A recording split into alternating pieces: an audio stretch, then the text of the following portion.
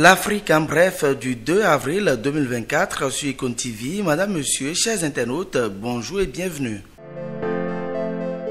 On démarre par le Sénégal où le président nouvellement élu prête serment ce jour. Bassirou Diomaye Faye, 44 ans, sera officiellement investi à la tête de cet État ouest-africain de 18 millions d'habitants en fin de matinée à Diamniadio. La cérémonie devrait se dérouler en présence de plusieurs chefs d'État et de représentants des juntes militaires de l'AES. La passation de pouvoir entre l'ancien président Macky Sall et le plus jeune président démocratiquement élu au Sénégal se fera ensuite au palais présidentiel à Dakar. Le bras droit de Ousmane Sonko s'apprête à entamer un règne parsemé de défis aussi grands que la confiance placée en lui par le peuple sénégalais assoiffé de changement. Il s'agira notamment de baisser le coût de la vie, de lutter contre la corruption et de batailler pour la sécurité sociale et alimentaire. Les rapports du Sénégal avec les autres États de la région et les partenaires des autres continents sont un chantier non moins négligeable.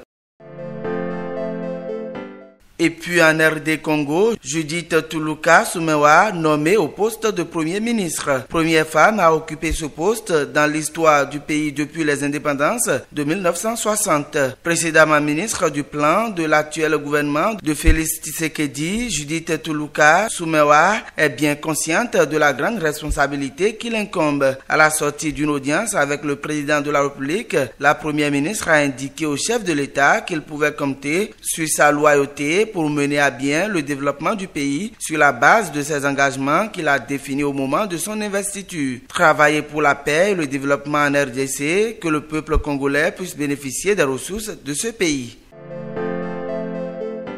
Enfin, le stade Mathieu Kérékou de Cotonou est déclassé par la CAF. Les Guépards du Bénin ne pourront pas accueillir leur prochain match à domicile. Rénové il y a quelques mois et à coups de milliards, les motifs avancés par l'instance africaine de football sont liés au mauvais état de la pelouse, la non-conformité aux normes des cabines de presse et des salles antidopage, ce qui a amené la Fédération internationale de football à demander aux autorités béninoises de se conformer à ces exigences avant l'homologation de ce stade. Alors que les Guépards attendaient le Nigeria et le Rwanda en juin 2024 à Cotonou, des matchs comptant pour les 3e et 4e journées des éliminatoires du Mondial 2026.